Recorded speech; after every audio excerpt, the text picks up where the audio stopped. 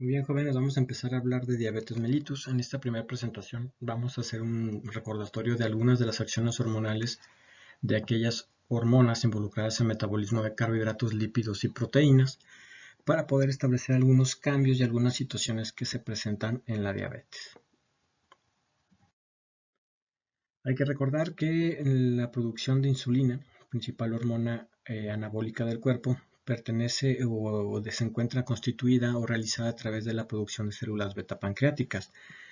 Los islotes pancreáticos que ustedes conocen, que es la porción endocrina del páncreas, los islotes están compuestos por células beta en un 60-75% de estos componentes de estos islotes pancreáticos, y estas son las que realmente se secretan y sintetizan la preproinsulina, que se enclava o se transforma en proinsulina para posteriormente realizarla o ser secretada en forma de insulina junto con el péptido conector o péptido C. El otro grupo de células que encontramos son las llamadas células alfas, que constituyen el 20% de las células del islote. Estas se encargan de secretar glucagón y están con una localización cerca a la periferia de los islotes.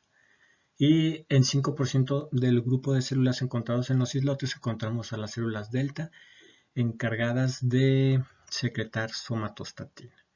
Entonces, prácticamente en la imagen de la derecha vemos nosotros la disposición de estos islotes con las células alfa, beta y delta dentro de los islotes pancreáticos, con gran relación entre los acinos pancreáticos y prácticamente con los vasos sanguíneos para poder alcanzar circulación sistémica por parte de las hormonas liberadas por estos grupos celulares. Siendo una comida, la insulina se secreta, una comida a través de vía oral. La insulina es secretada y estimulada, mientras que hay una inhibición del glucagón o de la secreción de glucagón. Esto genera un estado de hiperinsulinemia y de hiperglucemia, que la hiperinsulinemia va a compensar disminuyendo los niveles de glucosa posteriormente. 60-70% de la insulina es dependiente de la liberación de hormonas incretinas, en este caso GLP o péptido similar al glucagón 1, y los péptidos inhibitorios gástricos por las células L y las células K, que pertenecen al sistema neuroendocrino gastrointestinal respectivamente. Entonces 60-70% dependen del estímulo provocado por GLP y GIP a nivel gastrointestinal cuando se realiza la ingesta de un bolo alimenticio. En esta imagen lo que vemos es el control de secreción de insulina. Tenemos nuestra célula pancreática beta, estímulos que inhiben y estímulos que estimulan. ¿Sí? Estímulos que inhiben sería la secreción de insulina, sería la somatostatina a través del receptor de somatostatina, y la inervación simpática a través de receptores alfa 1, en este caso con norepinefrina y todos los catecolaminas pertenecientes a este grupo.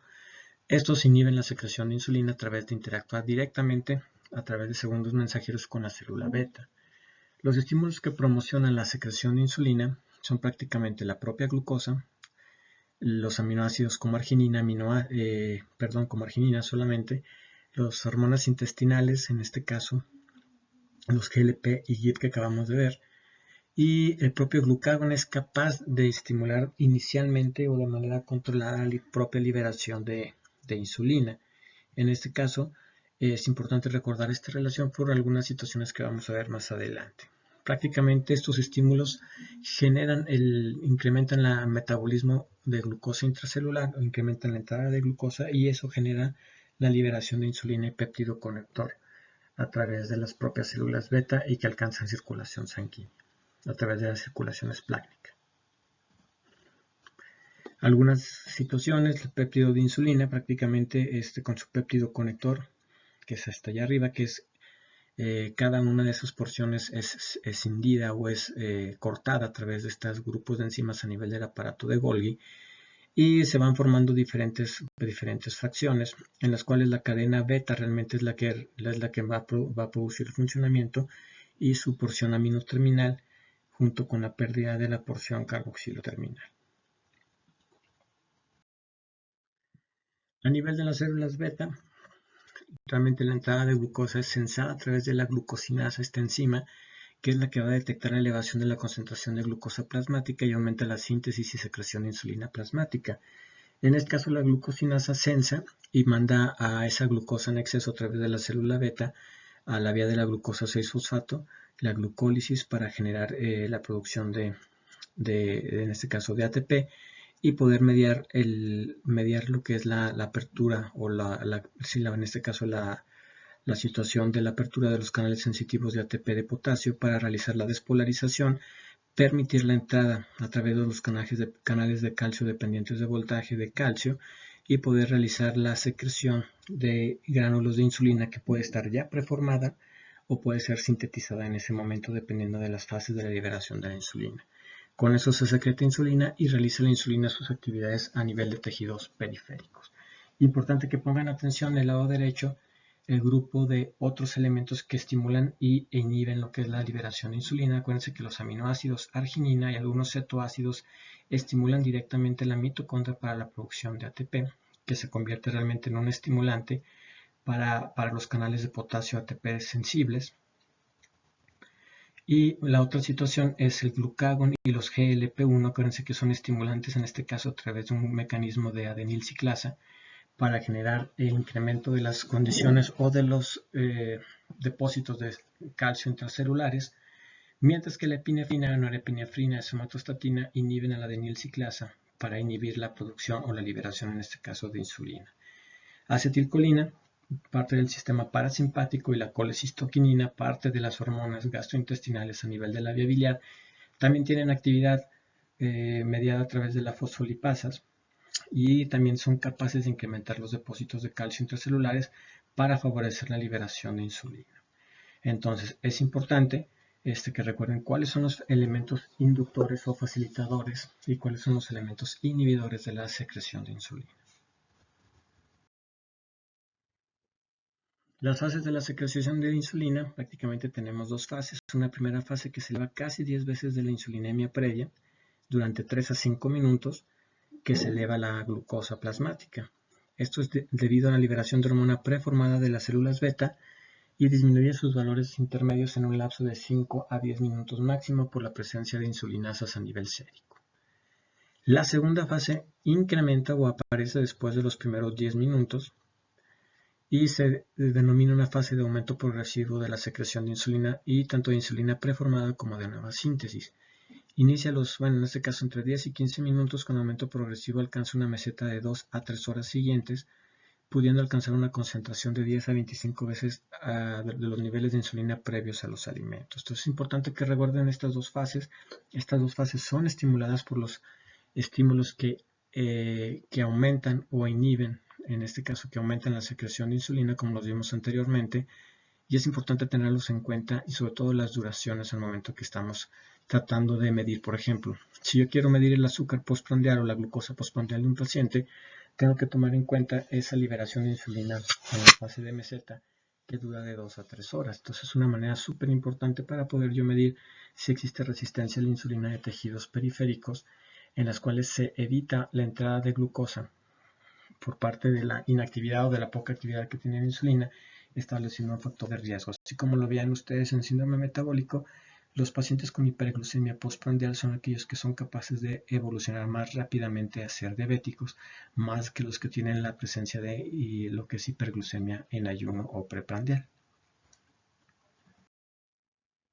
Los efectos de la insulina en el metabolismo de los carbohidratos. Los efectos de la insulina incrementan la entrada de glucosa, tanto para el metabolismo de músculo y grasas.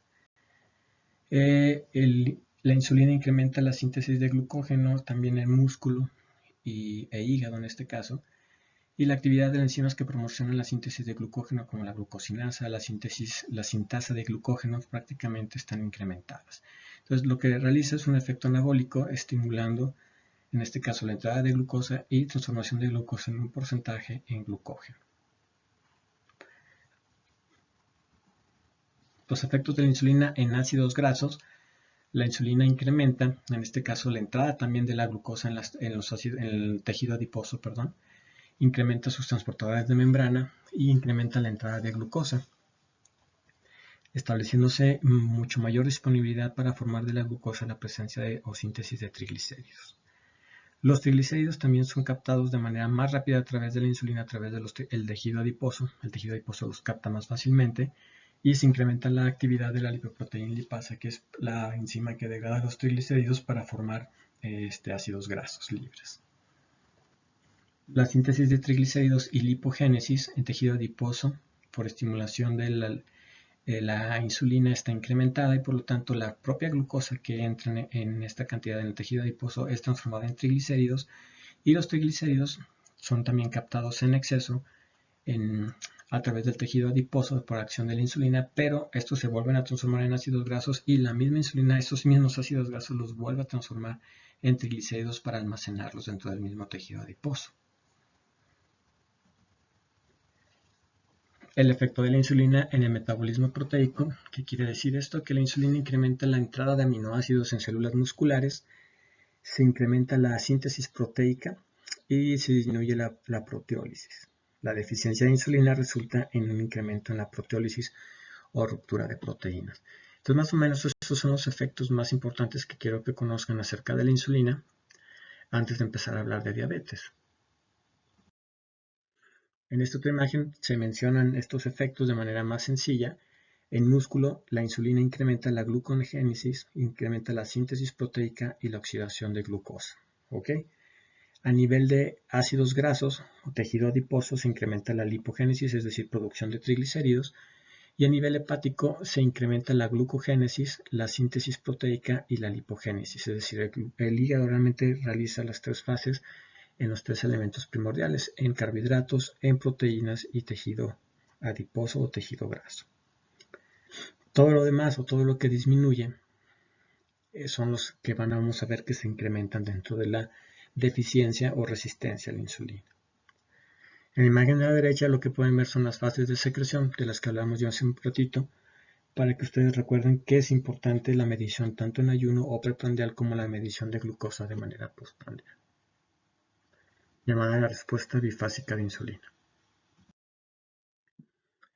Receptor de insulina, en este caso el receptor formado por cadenas alfa extracelulares o extramembranas y una porción beta que se entra dentro de la membrana, pues normalmente reciben la insulina unidos a través de los puertos disulfuro y generan múltiples señales. Estas múltiples señales establecidas por la tirosina o por actividad tirosincinasa y prácticamente se generan en esta imagen cuatro funciones.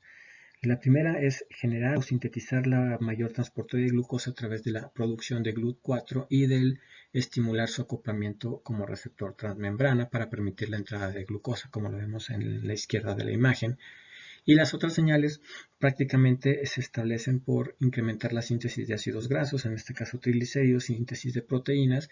Y el cuarto efecto, que es un efecto que aún se encuentra todavía bajo estudio, es incrementar la expresión de genes de factores de crecimiento o crecimiento celular. Entonces es importante que recuerden estos cuatro mecanismos o estos cuatro efectos al estimular el receptor de actividad tirosincinasa por parte de la insulina. En esta imagen lo que se observa es cómo llega la insulina al receptor, se establece la producción o se establece la liberación de algunos lisosomas de estos GLUT que se encuentran secuestrados y se estimula su producción y su acoplamiento a nivel del receptor transmembrana para poder permitir la entrada de glucosa del espacio extracelular al intracelular. De estos receptores GLUT tenemos principalmente, bueno, ya son 9 o 10, nosotros vamos a ver nada más estos 5. El GLUT4, que es el principal transportador o el principal elemento encargado de responder a la insulina en lo que se refiere al transporte de glucosa, este lo encontramos en tejido adiposo, músculo estriado, y tenemos los otros receptores de importancia que sería el GLUT2, en este caso que encontramos a nivel de las células beta pancreáticas, que es el que permite la entrada de glucosa y que se ha sensado esta glucosa a través de la glucosinasa, y permite también, en este caso, la entrada de la glucosa a los hepatocitos cuando los niveles de glucosa son bastante altos. GLUT1 es también captado o encontrado principalmente en eritrocitos, en células endoteliales, dentro de los vasos sanguíneos, tanto vasos sanguíneos externos o sistémicos como vasos sanguíneos cerebrales, y también son expresados en células musculares del músculo esquelético y células del tejido adiposo. normalmente bajo condiciones basales permite el establecimiento de la entrada de glucosa, recordando que el cerebro y los eritrocitos, en este caso, dependen de la actividad de la glucosa de manera basal. La GLUT3 es así prácticamente solamente encontrada a nivel de las neuronas, junto con las GLUT1, son los que realmente permiten la entrada de glucosa a través de la barrera hematoencefálica para permitir la actividad cerebral de manera persistente. Y la GLUT5 solamente se encuentra a nivel del intestino delgado y a nivel de los espermatozoides para permitir la entrada de fructosa. Uno de los más importantes de los transportadores GLUT o transportadores de glucosa, que son importantes que ustedes recuerden en qué sitio se encuentran. Esta imagen muestra más o menos lo que es la vía metabólica, vía de ácidos grasos, proteínas, glucosa, su transformación, su entrada al ciclo del ácido tricarboxílico o ácido cíclico o ácido cítrico. También lo que se encuentra es la entrada a nivel de las cadenas mitocondriales y la cadena respiratoria y la cadena donadora de electrones para la formación de ATP. Recuerden que todas estas vías tienen algo que ver y la insulina actúa sobre los tres principales componentes o sustratos: aminoácidos, ácidos grasos y carbohidratos de este tipo la glucosa.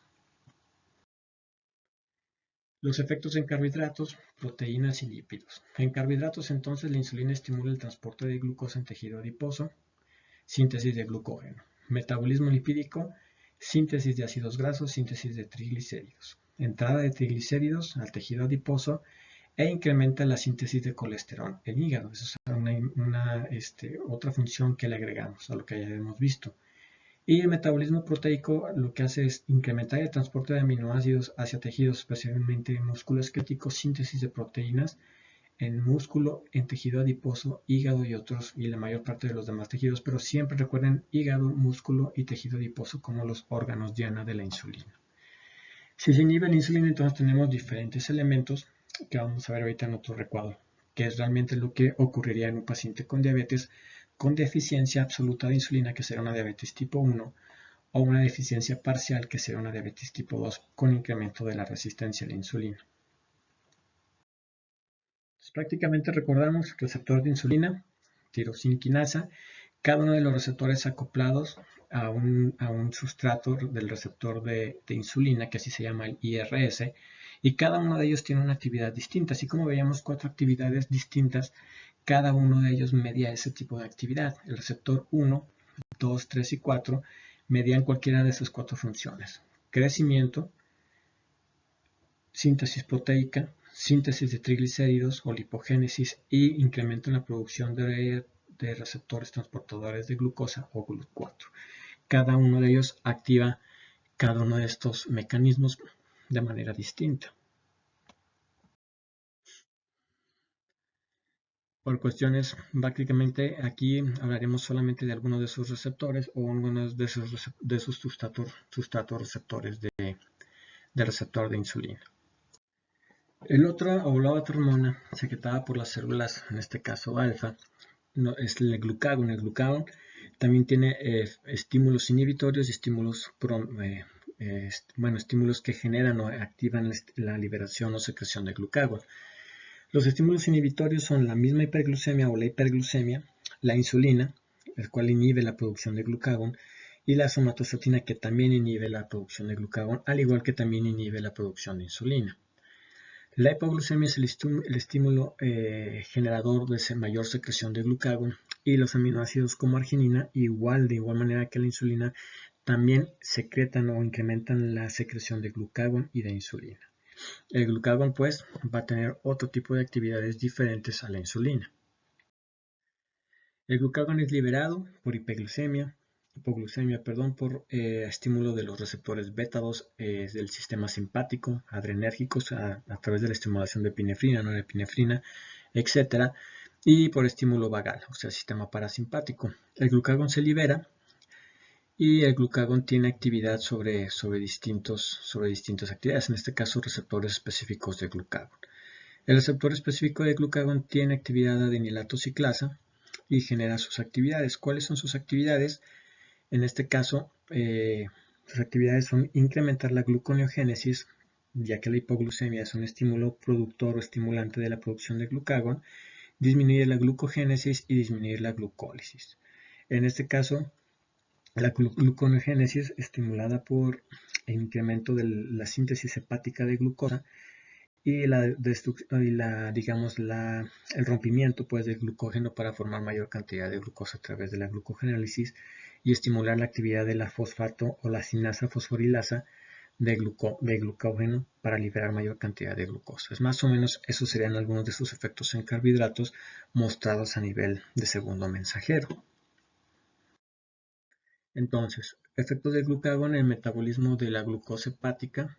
Normalmente tenemos la respuesta metabólica es incrementa la entrada de glucosa a la circulación, disminuye la entrada de glucosa a la cascada glucolítica, estimula la glucogenólisis para romper el glucógeno en glucosa, inhibe la síntesis de glucógeno, no queremos más glucógeno, queremos mantener una cantidad adecuada de glucosa a nivel sanguíneo, y estimula la gluconeogénesis, que en este caso es captar aminoácidos o ácidos grasos para transformarlos en glucosa y poderlos emitir o secretar a nivel sanguíneo para seguir manteniendo un nivel de glucosa. Obviamente esto es importante en situaciones de ayuno o en situaciones en las cuales no he tenido periodos de falta de alimento de manera importante, pero es obviamente patológico si yo estoy transformando, generando demasiado glucógeno en una situación en la cual sí comí, pero este glucagón se está transformando en una hormona en la cual me está generando demasiada hiperglucemia y es parte de la fisiopatología del paciente con diabetes tipo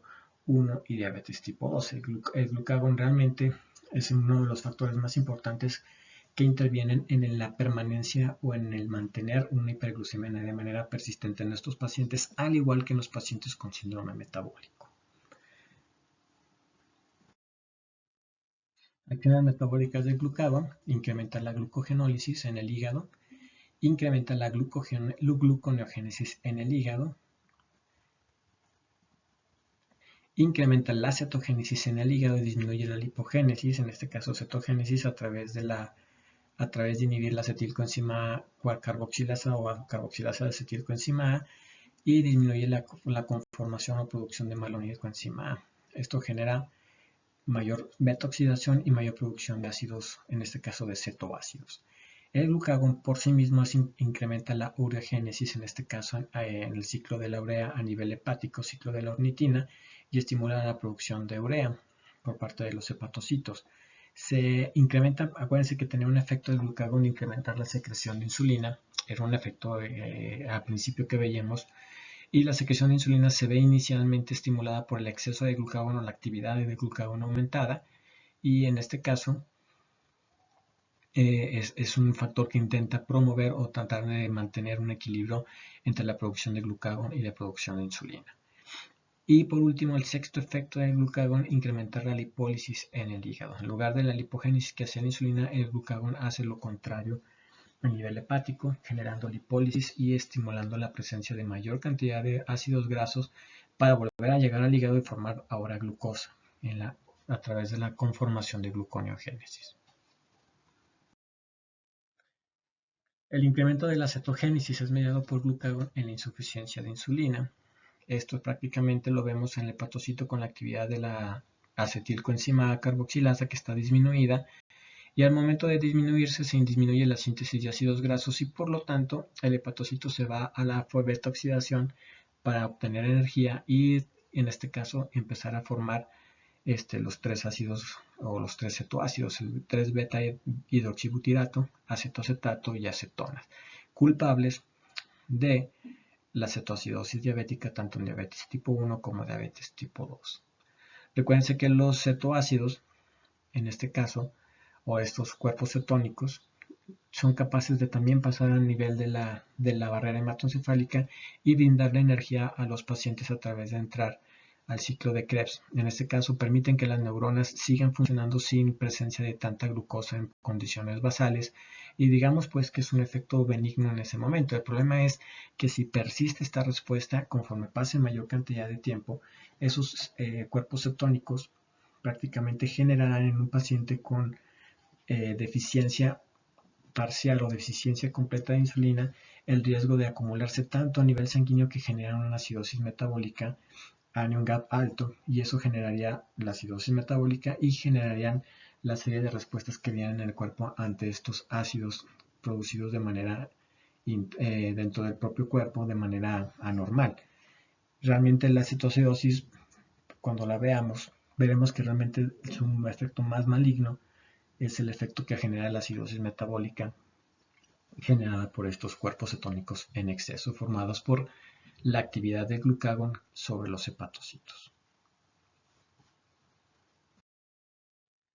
Otras situaciones importantes son dos situaciones. Hay que acordarnos que tenemos insulina y glucosa. Las dos tienen una relación Ig de insulina glucagón, perdón.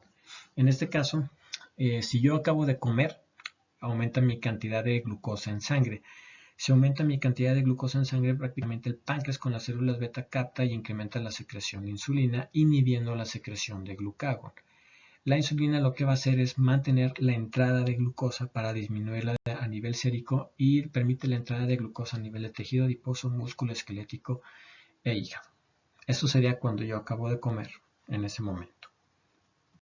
Lo que ocurre cuando estoy en un estado de ayuno o cuando acabé de comer y estoy en el estado postprandial o estado posabsorbitivo, prácticamente la relación insulina-glucagón disminuye. ¿Por qué? Porque la insulina ya no está secretándose en exceso, sino la insulina disminuye su producción y se genera una disminución de la entrada o la disminución de la glucosa en sangre. Eso es el principal estimulante del glucagón y eso hace que la relación insulina-glucagón disminuya. Una vez que se capta la disminución de glucosa en sangre, prácticamente el glucagón genera su liberación para permitir el mantener los límites fisiológicos de glucosa entre 70 hasta 100 miligramos por decilitro para permitir una glucosa o una concentración de glucosa basal para mantener el funcionamiento neuronal. Eso es principalmente el chiste que tiene la liberación de glucagón. Entonces el glucagón se incrementa su liberación. Esto genera la mayor persistencia o mayor elevación de glucosa en sangre. Y los receptores GLUT4, en este caso, estos receptores, recuerden ustedes que el mismo glucagón era capaz de estimular la liberación de insulina. Esa pequeña insulina que es estimulada por el propio glucagón es la que genera que los GLUT4 se permanezcan dentro de las membranas celulares del músculo esquelético y el tejido adiposo para captar ese exceso de glucosa que ahora el glucagón está generando a nivel sanguíneo. ¿Okay? El músculo esquelético lo que hace con esta entrada de glucosa mediado por esa poquita insulina estimulada por el propio glucagón va a hacer otros efectos distintos aparte de permitir la entrada de glucosa. El glucagón a nivel músculo esquelético, recuerden que como lo tenemos en exceso va a generar otros efectos y va a predominar realmente el efecto del glucagón. El efecto es la proteólisis, en este caso liberación de mayor cantidad de aminoácidos al hígado, y el efecto también a nivel músculo esquelético es en este caso permitir esa liberación de aminoácidos para que el hígado los transforme o genere la vía de la gluconeogénesis. Por el contrario, los adipocitos también empiezan a generar, como no tengo tanta concentración de insulina, recuerden que la insulina lo que me generaba era lipogénesis y el glucagón lo que hace es lipólisis. Entonces lo que predomina es el efecto del glucagón con lipólisis para permitir la entrada o liberación de ácidos grasos del tejido adiposo o del adipocito, para permitir la entrada de ácidos grasos al hígado y generar mayor gluconeogénesis para generar mayor cantidad de glucosa a nivel sanguíneo. Si esta reacción del glucagón no es suficiente, entonces vienen a ser, no es suficiente para mantener un nivel de glucosa dentro de los límites fisiológicos de 60, 70, lo que pasa es que aquí van a ver mucha bibliografía, nos vamos a quedar nosotros con el nivel de 70 hasta 100 como los límites normales de glucosa, y si el glucagón fue incapaz de mantener ese nivel cuando menos en 70 miligramos por decilitro, entonces viene la liberación de las otras hormonas contrarreguladoras de la insulina. ¿Cuáles son esas? La epinefrina o la descarga simpática, en este caso acuérdense que ayuda a liberar mayor glucagón si estimulan los receptores beta y bloquea la liberación de insulina si estimulan los receptores alfa a nivel de las células beta pancreáticas. Pero a su vez el efecto a nivel hepático es liberación de mayor cantidad de glucosa a través de la gluconeogénesis o la glucogenólisis, estimulando mayor presencia de glucosa en sangre. Y la liberación de cortisol como hormona de estrés por las glándulas suprarrenales también es un efecto que se verá en este caso para la situación de mantener la actividad catabólica en el hígado para mantener o generar la producción de glucosa a partir del glucógeno.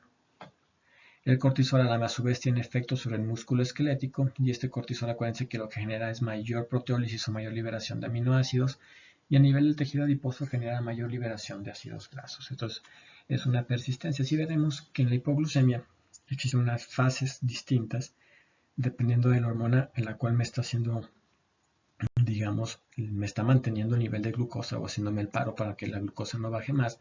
Y así veremos que principalmente las hormonas involucradas serían glucagón, sistema simpático y cortisol. Y veremos que parte de la sintomatología que tiene el paciente ante una hipoglucemia es debida a la descarga enérgica simpática manifestada por la liberación masiva de epinefrina, en este caso, para la liberación de mantener la cantidad de glucosa a nivel sanguíneo a través de la liberación hepática de glucosa.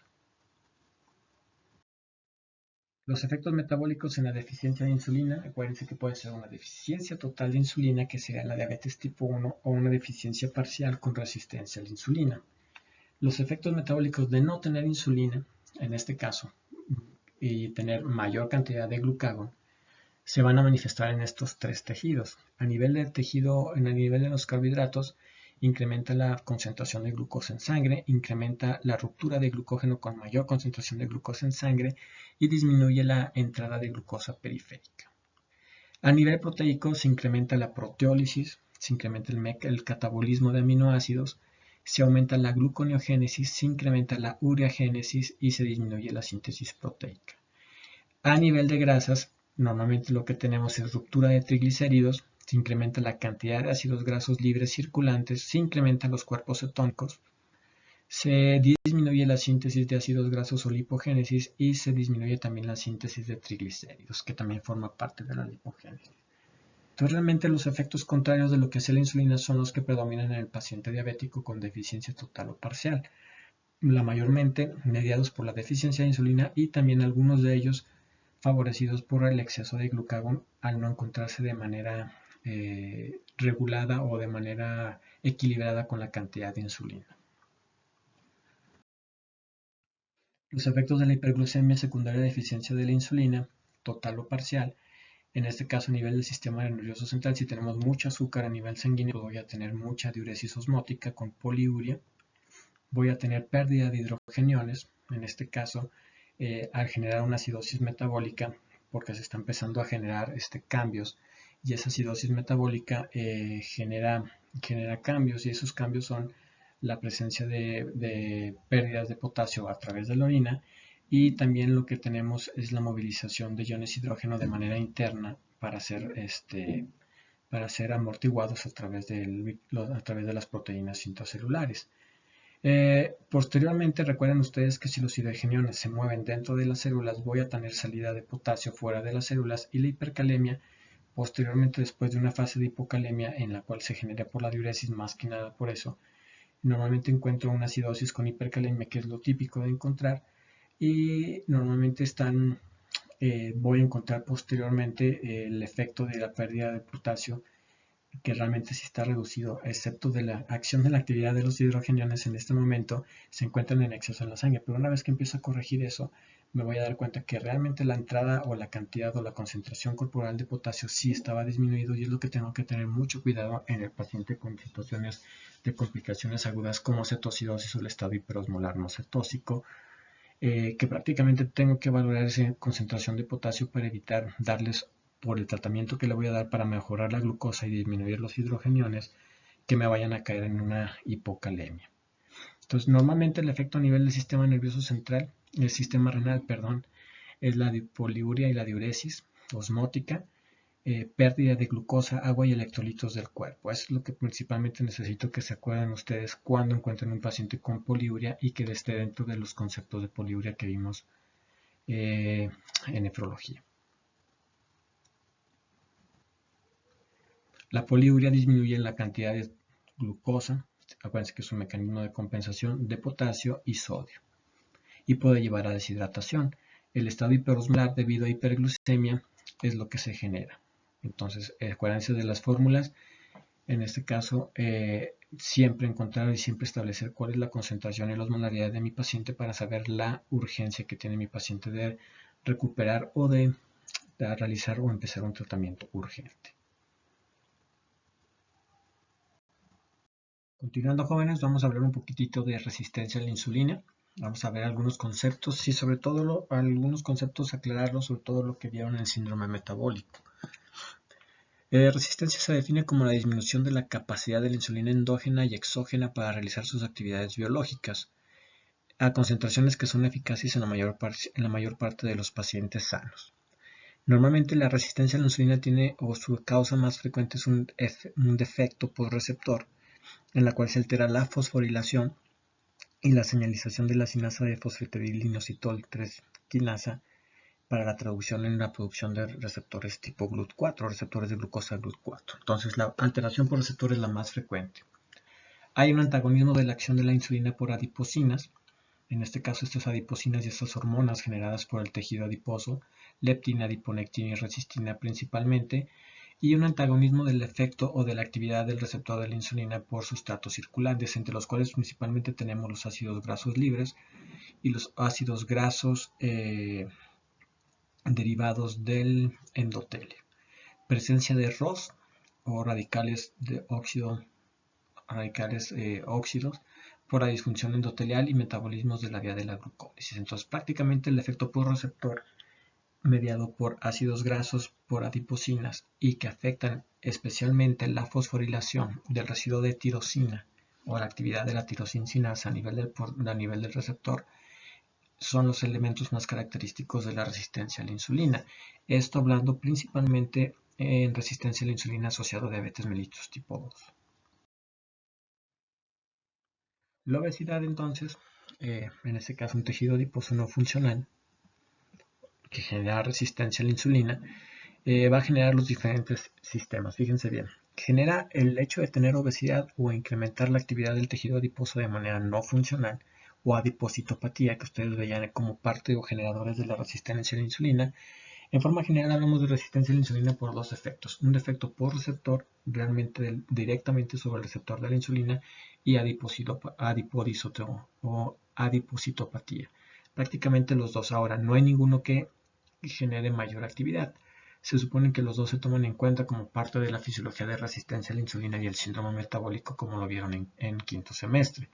Normalmente la obesidad lo que causa es la estimulación de múltiples elementos o múltiples cascadas metabólicas, estrés metabólico, estrés inflamatorio, muchos ácidos grasos, mucha glucosa, muchos factores de interleucinas, factor de necrosis tumoral, disfunción mitocondrial, lipotoxicidad en las mismas células. Todo eso tiene comunicación directamente con el retículo endoplásmico y genera estrés por sobrecarga de trabajo. Todos esos genes o todos esos elementos estimulados en este caso por la obesidad o la resistencia a la insulina prácticamente generan mucha sobrecarga de trabajo sobre el retículo endoplásmico y eso estimula la producción de una sinasa JN.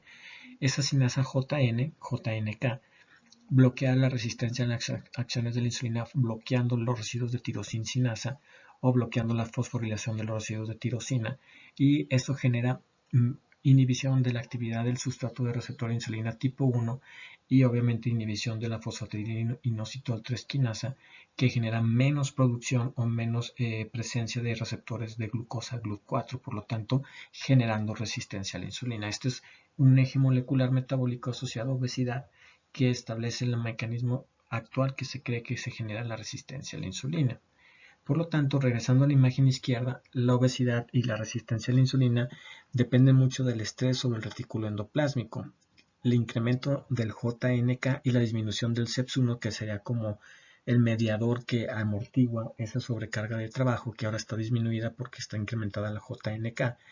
Múltiples vías metabólicas proinflamatorios. Recuérdense que obesidad y resistencia a la insulina es un estado proinflamatorio crónico de baja intensidad, pero se están produciendo constantemente estos elementos proinflamatorios. Hay una inflamación crónica del tejido adiposo, hay disminución de adiposina, hiperleptinemia, infiltración de macrófagos, resistencia a la leptina, inhibición de genes lipoxidativos, etc. Hay disfunción mitocondrial y resistencia a la insulina sistémica, que es lo que lleva a la diabetes tipo 2 y a la enfermedad cardiovascular aterosclerosa, que realmente era el factor de riesgo más importante para el síndrome metabólico. Recuerden ustedes que el síndrome metabólico era un riesgo para generar diabetes, pero el riesgo más importante era generar accidentes vasculares cerebrales. Incrementaba la mortalidad en 5 a 6 veces por cualquier causa cardiovascular e incrementaba el riesgo de 3 a 2 veces la mortalidad por evento vascular cerebral isquémico. Eso es importante que lo hayan revisado en síndrome metabólico y realmente es el efecto que tiene principalmente de elevar la mortalidad cardiovascular antes que favorecer la entrada o la progresión a diabetes por parte del síndrome metabólico.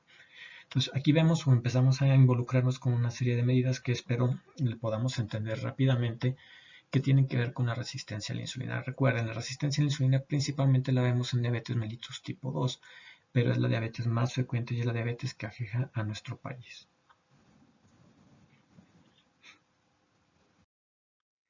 Fases de la resistencia a la insulina. Aquí tenemos primera fase, que es una hiperinsulinemia compensadora, y tenemos una segunda fase, que es una prediabetes y deterioro de células beta progresivas. Si ustedes se fijan, la secreción de insulina inicia cuando hay resistencia a la insulina y hay una hiperinsulinemia, incrementa su producción para posteriormente comenzar a caer. Cuando comienza a caer una vez que las células beta empiezan a disminuir su número y disminuyen a un lapso menor del 50% del total de células beta que tenemos en los islotes pancreáticos. ¿Ok? Pues prácticamente entre ese periodo de hiperinsulinemia y el segundo periodo en el cual cae o deterioro de células beta progresivo, existe la llamada prediabetes, que es la intolerancia a la glucosa en ayuno o la alteración a la glucosa postprandial que veían ustedes en síndrome metabólico como marcadores de prediabetes que formaban parte de la definición del síndrome metabólico. Ahora, ¿qué genera el deterioro de las células beta de manera progresiva? Tres mecanismos: glucolipotoxicidad progresiva, la hiperglucemia con posterior aparición de lipotoxicidad generada por múltiples ácidos grasos libres liberados a la circulación que inhiben la secreción de insulina y que son capaces de incrementar su entrada también a nivel de todos los tejidos. Ese nivel de todos los tejidos es lo que generalmente genera mayor grado de resistencia a la insulina. El segundo mecanismo es que en las células beta empieza a existir depósito de amiloide o hialinización, esto favorecido por la super excesiva producción de insulina como dentro de la fase de hiperinsulinemia compensadora. Y la tercera respuesta, y la segunda respuesta del amiloide, y también por la producción de amiloidina o de amiloide por parte de las células delta, que aparte de la somatostatina son capaces de incrementar su producción. Tercero, respuesta del retículo endoplásmico al incremento de lípidos, y el incremento del retículo o la actividad o el estrés del retículo endoplásmico, como veíamos en la diapositiva anterior, genera el incremento de un mediador que se llama UPR, el cual incrementa más la producción de proteínas proinflamatorias. Esto genera, entre mayor interleucinas 1, 6, factor de necrosis tumoral alfa, mayor disfunción de células beta y apoptosis de las células beta. Entonces, esto es lo que ocurre en la resistencia a la insulina y esto es lo progresivo. Fíjense en la misma diapositiva en los años de evolución. Recuerden ustedes que el síndrome metabólico predice es una etapa previa pues al desarrollo de diabetes. La resistencia a la insulina generada por el síndrome metabólico normalmente aumenta el riesgo cardiovascular e incrementa el riesgo de diabetes una vez que se empieza a establecer la presencia de prediabetes o la intolerancia de glucosa 1 o la glucosa postprandial. Todo eso es previo al desarrollo de diabetes y el desarrollo de diabetes realmente se ve, como lo veíamos, una vez que se disminuye menos del 50% de la cantidad de células beta pancreáticas, porque ya no hay cantidad suficiente para mantener un nivel excesivo de insulina y ahora sí ya se empiezan a incrementar los niveles de glucosa porque ya no hay tanta insulina, porque ya no hay tantas células que le estén produciendo o generando una hiperinsulinemia compensadora. La resistencia a la insulina entonces es la incapacidad de los tejidos periféricos para responder a la concentración de insulina. Primera fase, compensación con hiperinsulinemia generada por las células beta, que funciona de manera temporal. Hay disminución de la secreción de insulina por agotamiento de células beta pancreáticas, glucolipotoxicidad o lipotoxicidad, depósito de amiloide y el estrés del retículo endoplásmico a nivel de las células beta. Esto genera resistencia a la insulina y es característica de la diabetes mellitus tipo 2. A su vez, se acompaña de La hiperinsulinemia junto con el glucagón debe de encontrar un nuevo aporte o un nuevo equilibrio, pero una vez que mis células beta empiezan a disminuir su funcionamiento, el glucagón permanece alto. Si se suma la resistencia a la insulina por disminución de la secreción de insulina por disminución de las células beta con el incremento en la producción de glucosa por el hígado por incremento del glucagón, tenemos las características propias del paciente con síndrome metabólico o con las fases iniciales o del paciente con diabetes mellitus tipo 2. Definimos bioquímicamente la resistencia a la insulina. Una unidad de insulina disminuye 50 miligramos por decilitro de glucosa sérica, y cuando tenemos resistencia, la unidad de insulina solamente disminuye al 25 miligramos por decilitro de glucosa. Esa es la definición bioquímica de resistencia. A su vez, la hiperinsulinemia, regresando al esquema o al diagrama central, lleva a la disminución progresiva de receptores GLUT4 con resistencia a la insulina. Esto es favorecido también por la serie de cambios de manera intracelulares que ocurren y por la llamada, ¿se acuerdan ustedes del llamado fenómeno de downregulation? A mayor cantidad de insulina a nivel sérico, menor cantidad de expresión de receptores de insulina de manera progresiva. Esa es la regla fisiológica, pero a su vez los receptores de glucosa están disminuidos, su producción y su expresión, por una serie de defectos que encontramos en el sustrato de receptor de la insulina tipo 1, como lo veíamos en los diagramas anteriores, que ahorita los vamos a ver con mayor detalle. La resistencia a la insulina, entonces, prácticamente es mediada por incremento de ácidos grasos con disminución de la fosforilación del receptor o del residuo tirosina a nivel de la porción interna del receptor de insulina. Se pierde el efecto de la insulina y se pierden esos 4 efectos: transporte de glucosa, síntesis de ácidos grasos, síntesis de proteínas, síntesis de glucógeno, bueno, estos 5 efectos, y expresión y regulación del crecimiento celular. Normalmente las vías de señalización de la insulina son estas. Se acopla la insulina, tiene efectos sobre el receptor, se acopla y genera una serie de elementos. A este nivel hemos llegado actualmente en el conocimiento, y aquí lo importante es que ustedes recuerden la vía del AKT, que es una sinasa AKT, que así se le llama, y esa es la que realmente de manera intracelular tiene que ver con todas las funciones al mismo tiempo. Antes se pensaba que cada uno de manera distinta. Actualmente se sabe que esta vía AKT o esta sinasa AKT tiene que ver con la lipogénesis o síntesis de ácidos grasos, tiene que ver con la síntesis de proteínas, la síntesis de glucógeno y con el transporte de glucosa. Todo esto fue mediado a través de la fosforilación de los residuos de tirosina de la porción interna del receptor de insulina. Múltiples mensajeros fosfatidilinositol 3, que realmente es el que genera el AKT para producir esos 4 efectos. Si nos vamos al otro lado, tenemos la presencia de las proteínas acopladas las proteínas o los receptores o mediadores acoplados a proteína G, difosfato, trifosfato. Tenemos aquí la actividad de otro elemento que es RK y medio, que es el que realmente, si se fijan, es el que medía la actividad o la expresión genética o la regularización del crecimiento celular. Esto es importante porque esta vía media a través del mismo receptor, pero a través de la vía del RAST como vía intrínseca, es mediada también por el acoplamiento al mismo receptor por las proteínas derivadas o similares a la insulina, que es el IGF que veíamos en el caso de actividad de la hormona de crecimiento. Esta es la vía favorecida por esta hormona, el IGF-1, que interactúa con el mismo receptor de la insulina, pero generan diferentes mediadores o diferentes segundos mensajeros para generar su actividad. En esta otra imagen tenemos la llamada inflamación. Vamos de nuevo con obesidad, resistencia a la insulina y la infiltración de macrófagos del tejido adiposo, algo que va a ser muy repetitivo también en la plática de obesidad. Tenemos múltiple secreción de citocinas tanto por los adipocitos y por esos macrófagos que se encuentran junto a los adipocitos. Eso a su vez genera inflamación crónica de leve intensidad, pero esa inflamación crónica va a generar el siguiente efecto: fosforilación de los residuos serina en lugar de los residuos tirosina o tirosincinasa, en este caso activación de serinas proteasas.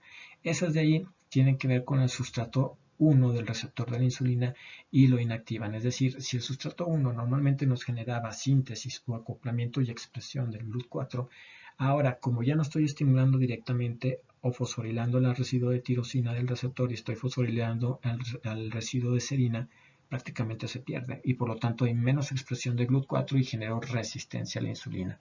Eso es generado por interleucina 1, interleucina 6, factor de necrosis tumoral alfa, el mismo estrés del retículo endoplásmico como lo vamos a ver en otra diapositiva. Existe también la producción de citocinas, ceramidas y disminución de la expresión de GLUT4 medida por la actividad aumentada de serina proteasa y todo eso genera resistencia a la insulina de manera sistémica. Las consecuencias clínicas es mayor riesgo cardiovascular, síndrome metabólico y mayor riesgo de progresión a diabetes mellitus. En esta otra imagen vamos a ver prácticamente dos nuevos conceptos o dos conceptos que iniciaron hace 3 años.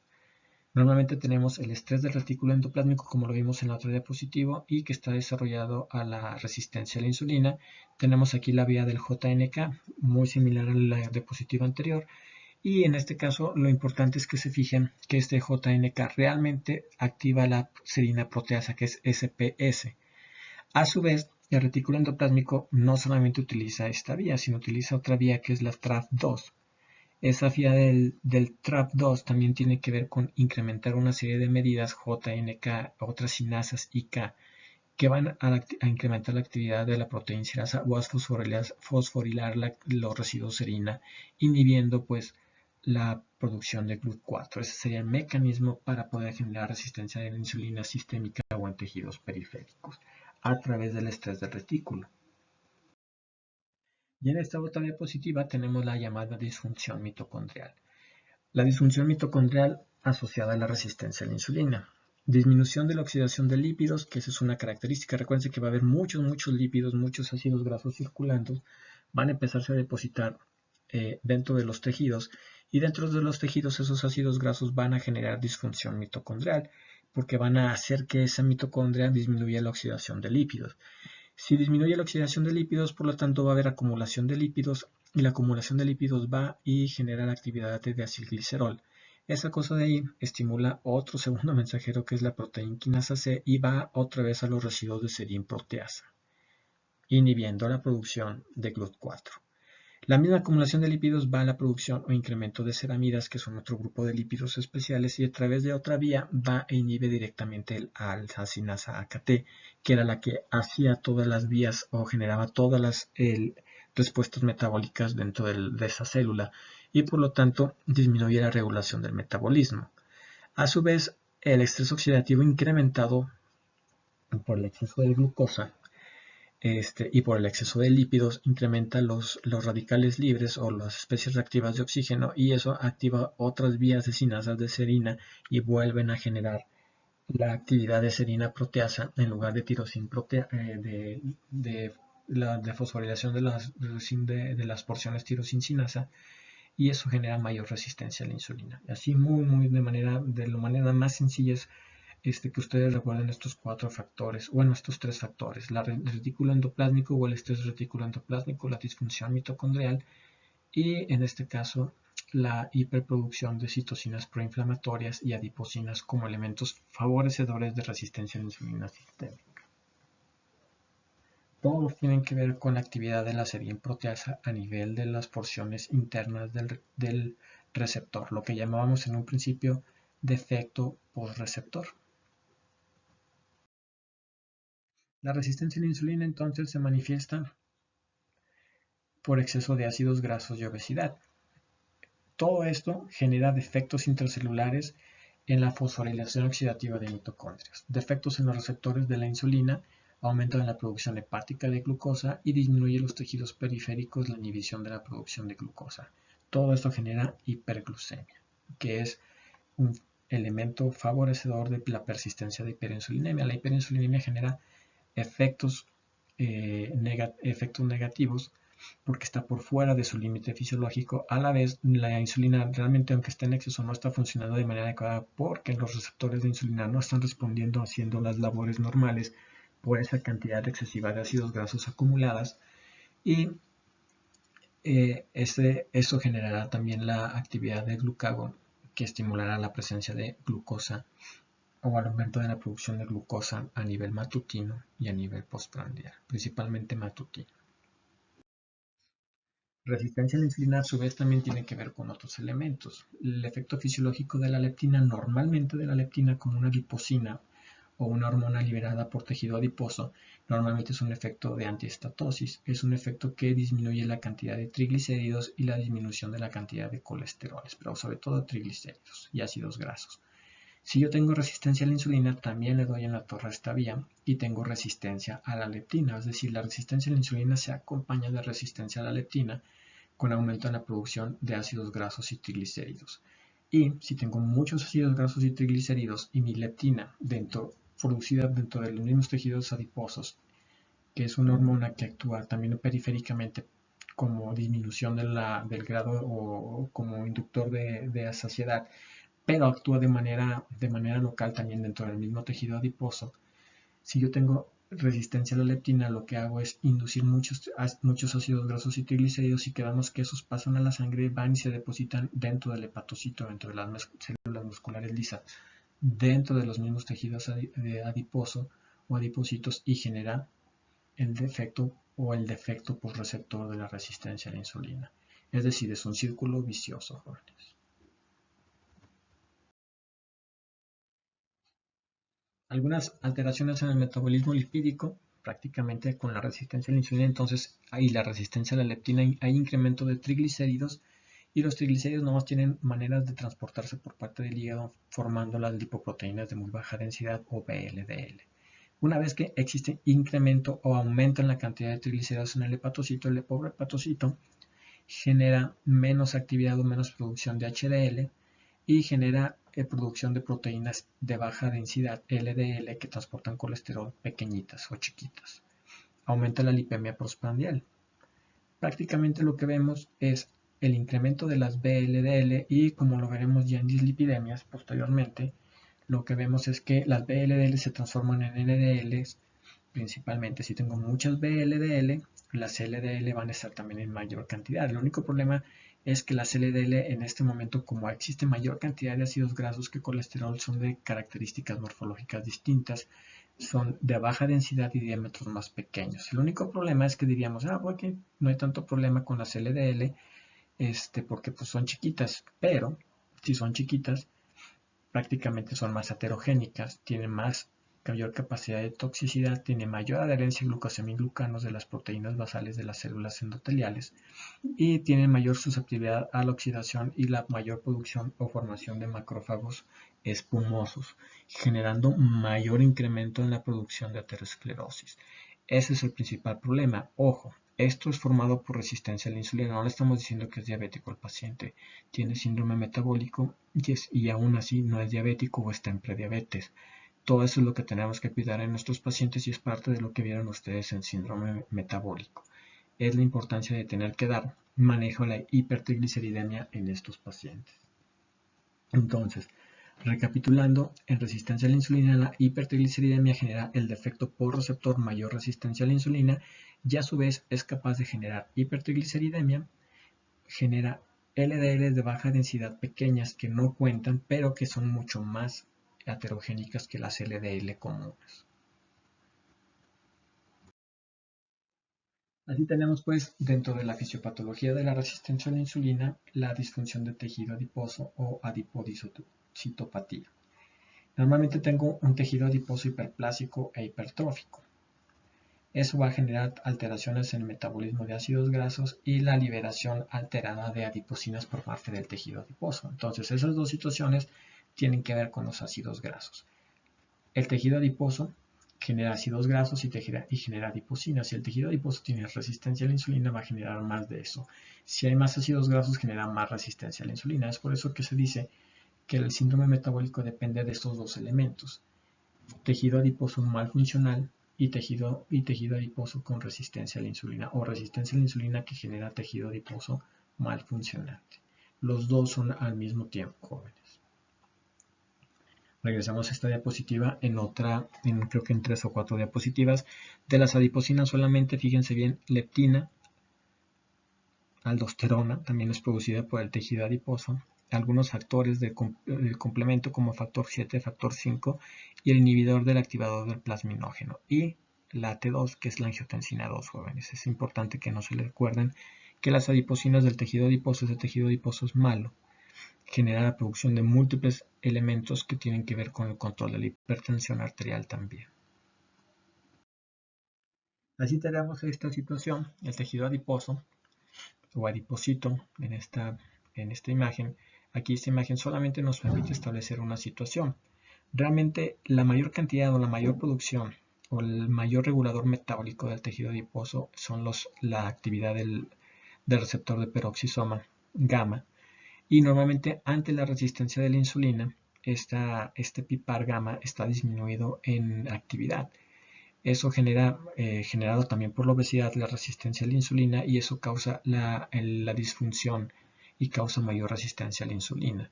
Eso genera que el adipocito empiece a generar sustancias que normalmente no produce, como la angiotensina 2, aldosterona por sí sola, al inhibir o al mal funcionar este complejo o este receptor de peroxisoma PPAR gamma, que posteriormente lo vamos a ver dentro de dislipidemias y que también es una guía o es un punto de metaterapéutico dentro del paciente con diabetes.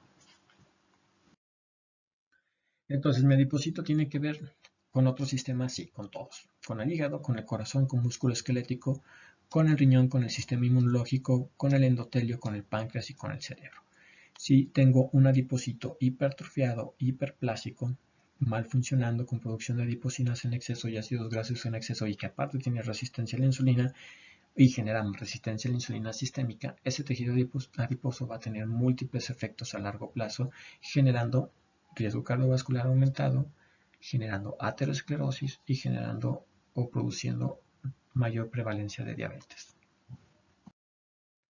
Mi tejido adiposo, entre más feo esté, mi tejido adiposo sano, blanco, con una expansión sana, con hiperplasia en este caso, con un estado antiinflamatorio, presencia de macrófagos acoplados tipo M2, normalmente tiene una muy buena resistencia a la insulina. Si mi tejido adiposo se expandió de manera anormal, voy a tener tejido adiposo hipertrófico, grandote, repletado o lleno de ácidos grasos y triglicéridos, y voy a tener un estado proinflamatorio porque los macrófagos alrededor de ellos van a ser M1 o proinflamatorios y van a inducir al pobre adipocito que empieza a producir citocinas proinflamatorias como interleucina 1, 6, factor de necrosis tumoral alfa.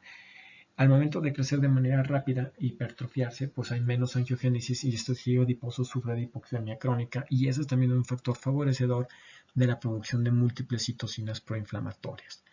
Una vez que empieza a transformarse mi tejido adiposo blanco, por eso es WAT, normalmente empieza a haber mayor cantidad de resistencia a la insulina ante más hipertrofia tenga del tejido adiposo. Por eso es súper importante, no siempre se asocia obesidad, sino con el puro hecho de que tengas mayor índice de tejido adiposo en sobrepeso, es capaz de empezar a generar resistencia a la insulina y síndrome metabólico, jóvenes. La resistencia a la insulina en hipertensión, siempre que tengo exceso de insulina, tengo hiperinsulinemia o exceso de insulina dentro de los límites fisiológicos. Si llego a tener eso, entonces voy a tener aumento de la actividad del sistema nervioso simpático, voy a tener mayor actividad o intercambio sodio-hidrogenión a nivel del túbulo proximal y voy a tener mayor absorción de agua y sodio. Otro mecanismo es que prácticamente el transporte aniónico o iónico, regulado por insulina, y voy a tener alteraciones en la función de la ATPasa sodio-potasio. Voy a incrementar también la actividad de la ATPasa de calcio y eso va a generar hiperreactividad vascular. Y es por eso que el síndrome metabólico asociado a resistencia a la insulina tenía un grado de hipertensión. Y es por eso que el paciente diabético, aunque a lo mejor no es hipertenso en un inicio, cuando se le hace el diagnóstico, posteriormente se va a hacer hipertenso. O el paciente diabético ya es hipertenso con resistencia a la insulina y se hace diabético, decimos que ya es diabético y ya es hipertenso desde antes. Esto es favorecido por la resistencia a la insulina, esa hipertensión que puede llegar a tener el paciente o que desarrollará si no controlamos esto. Ya vimos que el adipocito genera mayor angiotensina 2, aldosterona y a su vez a nivel de las células endoteliales la insulina o la hiperinsulinemia aumenta la respuesta a angiotensina 2 y a noradrenalina a nivel sistémico, y eso genera mayor resistencia vascular. Se aumenta la cantidad de calcio, aumenta la hiperreactividad vascular y a su vez se genera la hiperplasia de células del músculo liso a mayor cantidad de años con hiperinsulinemia. Esa hiperplasia del músculo liso mediada por el protoncogen MYC en este caso, y mediado por el exceso de IGF que puede haber tratando de compensar la pérdida de la actividad de la insulina, nos va a llevar a la remodelación de las células endoteliales, generando persistencia de la vasoconstricción y generando hipertensión de manera permanente. Otra situación importante es que la insulina tiene que ver con la producción de óxido nítrico, incrementa los genes de la óxido nítrico sintasa, y si tengo hiperinsulinemia, prácticamente voy a tener pérdida de la producción de óxido nítrico y voy a tener estímulos para la producción de endotelina 1. Entonces, en forma general, la resistencia a la insulina, la hiperinsulinemia o a la cantidad de insulina en dosis o en concentraciones suprafisiológicas deteriora la función endotelial, conduce a la hipertensión y genera un desequilibrio en el tono endotelial generando vasoconstricción. Una vasoconstricción que puede ser regulada y puede ser reversible, pero también una vez que se echan a andar las características de remodelación endotelial, remodelación subendotelial, por el hecho de estimular la presencia de genes que estimulan el crecimiento celular, una vez que se llegan a dar esos cambios, se genera una vasoconstricción mantenida y se genera la hipertensión mantenida. Continuando con la otra diapositiva, entonces, muchas adiposinas. Esas adiposinas incrementan la actividad del sistema renina-angiotensina, del sistema nervioso simpático, generan hipertensión. La actividad incrementada de factores de la coagulación y de inhibición, en este caso, el estado hipoinflamatorio genera un estado protrombótico y un estado de hipercoagulabilidad. Los múltiples ácidos grasos liberados por los adipocitos tienen que ir al hígado, y una vez que alcanzan la circulación porta, en el hígado generan mayor síntesis de lipoproteínas VLDL junto con LDL pequeñas heterogénicas de baja densidad y disminución de la producción de HDLs que generan dislipidemia mixta. Los ácidos grasos en todos los demás tejidos, tejido adiposo, músculo esquelético, hepatocitos y todos los demás, generan resistencia a la insulina con hiperinsulinemia, y eso genera deterioro de la función de las células beta con hiperglucemia y el riesgo del desarrollo de prediabetes para posteriormente progresar a una diabetes tipo 2. En consecuencia, todos estos mecanismos nos llevan al llamado síndrome metabólico, y es parte de un recordatorio de lo que ustedes vieron en el semestre pasado. En esta imagen, lo que vemos prácticamente es un resumen. Tenemos el pobre adipocito, normalmente mi adipocito de manera normal, hiperplásico, normal, y una vez que tengo entradas o grandes entradas de alimentación, un balance de ganancia positivo, tengo un adipocito alargado hipertrófico. Ese adipocito alargado hipertrófico atrae a los macrófagos, y ese macrófago empieza a interactuar con ese adipocito y empieza a inducir que empiece a liberar una serie de adiposinas, aumentando la resistina, disminuyendo la adiponectina y aumentando la leptina. Pero se genera a la misma vez resistencia a la leptina.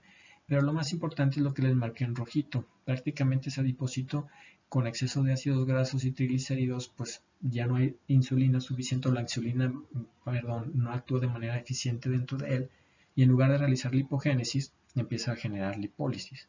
Y esa lipólisis lleva a la liberación de FFA, que son ácidos grasos libres. Esos ácidos grasos libres circulando en exceso que dan hipertrigliceridemia, pero cuando llegan al tejido, en este caso, como menciona aquí este cuadrito morado, es una célula muscular o una célula hepática, esa cantidad de ácidos grasos intracelulares generan disfunción.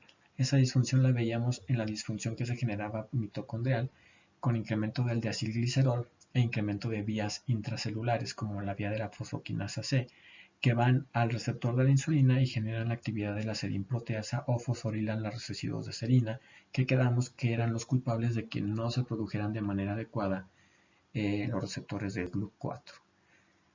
Si el adipocito empieza a hiperproducir interleucina 6 y factor de necrosis tumoral alfa, como lo hace estado preinflamatorio crónico, Eso genera actividad sobre el receptor del factor de necrosis tumoral. Los dos pueden acoplarse y al acoplarse generan mayor actividad a través de esa JNK o de la IKK, que generan otra vez mayor actividad sobre los residuos de serina o fosforilan los residuos de serina del receptor de insulina, generando pérdida del funcionamiento normal del receptor de la insulina. Si los ácidos grasos llegaron, se acoplaron, se acumularon dentro, los ácidos grasos también son capaces de interactuar con los factores, con los Toll-like receptors 4, en este caso, de las propias células musculares o de los hepatocitos, y a su vez generan más incremento y mayor actividad de serina proteasa. El retículo endoplásmico en estrés incrementa el JNSA, la fibra de la proteína quinasa C, y generan mayor actividad de la serinproteasa. Entonces prácticamente aquí está resumido lo que vimos de manera rápida, que vieron ustedes todo un semestre en síndrome metabólico. Recordándoles que estamos viendo resistencia a la insulina por su asociación y fisiopatología con la diabetes mellitus tipo 2. Para la diabetes mellitus tipo 1 prácticamente la insulina es poca, escasa o nada. Eso generado por una respuesta inmunológica destructiva de las células beta, como lo veremos en otras presentaciones. Si no tengo insulina en la diabetes mellitus tipo 1 no tengo ninguno de sus efectos. Y prácticamente genero todos los defectos a la ausencia de la insulina que vimos en las primeras diapositivas. Aquí tenemos algunas alteraciones asociadas a la resistencia a la insulina, la prediabetes, la dislipidemia, la disfunción endotelial, con la disminución de la producción de óxido nítrico y de la vasodilatación, incremento en la producción de endotelina, aumento del tono simpático con vasoconstricción mantenida, aumento de la cantidad de factores procoagulantes por el adipocito, cambios hemodinámicos que vimos que son mediados por el exceso de insulina de manera suprafisiológica y la retención de sodio mediado por el exceso de insulina de manera suprafisiológica y el exceso de angiotensina 2 generado por los adipocitos. Marcadores de inflamación constantes, sí, tenemos los llamados reactantes de fase aguda que indican la actividad de interleucina 6 y factor de necrosis tumoral generado por los adipocitos. Tenemos en este caso principalmente disminución del fibrinógeno, aumento del fibrinógeno, disminución de albúmina, y tenemos la proteína C reactiva presente y la velocidad de sedimentación globular presente como marcadores o reactantes de fase aguda. Tenemos trastornos del sueño, sí, aunque eso está más visto por la resistencia a la leptina y incremento de los factores de necrosis tumoral. Y tenemos el otro componente de alteración del metabolismo del ácido úrico, que sería la hiperuricemia. La insulina también tiene que ver con el incremento de la absorción de ácido úrico o uratos a nivel del túbulo proximal, favorecidos también por la entrada de glucosa y fructosa, y genera el riesgo de tener hiperuricemia, que como ustedes recordarán, la hiperuricemia era una manifestación del síndrome metabólico. Resumen de la fisiopatología del diabetes tipo 2. ¿Por qué nos enfocamos en diabetes tipo 2? Porque es la más prevalente en el mundo y es la más prevalente para nosotros. Para el diabético tipo 2 se asocia a diferentes respuestas alteradas o fisiológicas. La secreción de insulina está deteriorada, la glucosa o el glucagón en plasma, en ayuno, está incrementado y no disminuye de manera sencilla después de la aparición del alimento, porque no hay suficiente o no hay insulina que actúe de manera adecuada. La producción hepática de glucosa está incrementada y falla en suprimirse después de los alimentos, y la entrada de glucosa a los tejidos periféricos está disminuida. Los ácidos grasos libres a nivel de ayuno o plasmático a nivel del ayuno, están incrementados y también se falla en suprimir normalmente ese incremento después de un alimento. Y el alimento que aumenta el GLP-1 y el GIP están moderadamente incrementados. Eso es una situación también importante. La misma resistencia a la insulina hace que estos péptidos similares al glucagón, que normalmente daban el 60 al 70% de la liberación de insulina, están disminuidos, y por lo tanto también hay una disminución realmente cuantitativa en la cantidad de insulina que estoy liberando de manera progresiva. Entonces prácticamente todos estos elementos tienen que ver con el hecho de mantener un riesgo aumentado de resistencia a la insulina para favorecer la fisiopatología o el incremento del diagnóstico de diabetes mellitus tipo 2. Realmente en la diabetes mellitus tipo 2, una vez diagnosticada, se siguen presentando los mismos mecanismos, pero ahora la cantidad de glucosa que tenemos en plasma es mucho mayor. Ya no hay insulina que la pueda compensar de manera temporal, y ahora sí voy a tener ahora los efectos de la glucosa en mayor concentración y voy a tener los efectos a largo plazo con las complicaciones vasculares que tiene la diabetes mellitus, por el que la glucosa ahora sí va a empezar a dar mayor cantidad de problemas en vías metabólicas que veremos posteriormente. Tenemos los criterios diagnósticos de diabetes que no han cambiado en los últimos 5 o 7 años. Una hemoglobina glucosilada mayor de 6.5, una glucosa plasmática en ayuno mayor de 126, con un ayuno cuando menos de 6 a 8 horas, eso sí cambió, porque ya nos permiten 8 horas, y una glucosa plasmática en las 2 horas mayor de 200 durante una curva de tolerancia a la glucosa oral. El cuarto criterio es un paciente con clásicos síntomas de hiperglucemia o estado hiperglicémico, que son una glucosa por arriba de 200 acompañados de hiperpoliuria osmótica principalmente. Categorías de riesgo: glucosa alterada en ayuno o prediabetes de 100 a 125, 2 horas de la glucosa plasmática en el rango de 75 a 199 durante una curva de tolerancia a la glucosa, y una hemoglobina glucosilada de 5.7 a 6.4 indican estado de resistencia a la insulina, y en este caso de prediabetes asociado a un síndrome metabólico. Los criterios de la ADA prácticamente nos dicen lo siguiente: la hemoglobina glucosilada mayor de 6.5.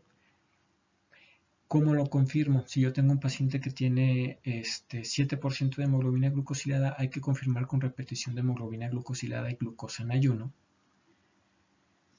Si la alteración es la segunda, es decir, si en lugar de tener una hemoglobina glucosilada se tiene una glucosa plasmática en ayunas mayor de 626 en ayuno, se tiene que confirmar con 2 pruebas, con una segunda prueba de glucemia en ayuno y una curva de tolerancia a la glucosa. ¿Qué quiere decir? Si yo tengo un paciente y tiene 130 en una sola toma, no le puedo decir que es diabético, jóvenes. Tengo que repetir cuando menos otra toma de glucosa en ayuno, y si vuelve a salir superior, prácticamente estoy obligado a hacer una curva de tolerancia a la glucosa. Ojo, fíjense bien. Si el término de curva de tolerancia, si tengo una glucosa plasmática a las 2 horas del test de tolerancia a la glucosa con 75 gramos mayor de 200, también se le dice que es diabético. Ese es el tercer criterio, pero se tiene que confirmar con una hemoglobina glucosilada. Por lo tanto, si se fijan, si yo tengo un paciente con glucosa en ayuno alterado o mayor de 126, que se supone que es un criterio de diabetes, pero una sola toma, a fuerza lo tengo que confirmar con otra toma en ayuno y posteriormente lo tengo que confirmar con otro laboratorio. Aunque los criterios de la ADA nos dicen que hay que confirmarlo con una curva de tolerancia, si se fijan, si tengo una curva de tolerancia positiva de toma, lo tengo que confirmar con hemoglobina glucosilada. Por lo tanto, el estudio de confirmación de cualquier paciente con riesgo o con riesgo o con sospecha va a ser la hemoglobina glucosilada.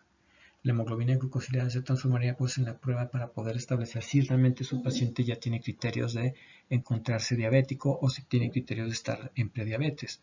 Siempre y cuando la hemoglobina glucosilada sea mayor de 6.5% mayor o igual, se considera diabético. De 5.7 a 6.4 se considera en prediabetes. Y el último factor, prácticamente si tengo síntomas de hiperglucemia y tengo una glucosa plasmática aleatoria a cualquier hora, haya comido o no haya comido, con síntomas clásicos mayor de 200 se hace o se transforma directamente en criterio de diabetes, y eso sin tener que realizar una hemoglobina glucosilada. Es el único criterio en el cual no es necesario reconfirmar con una aplicación de hemoglobina glucosilada.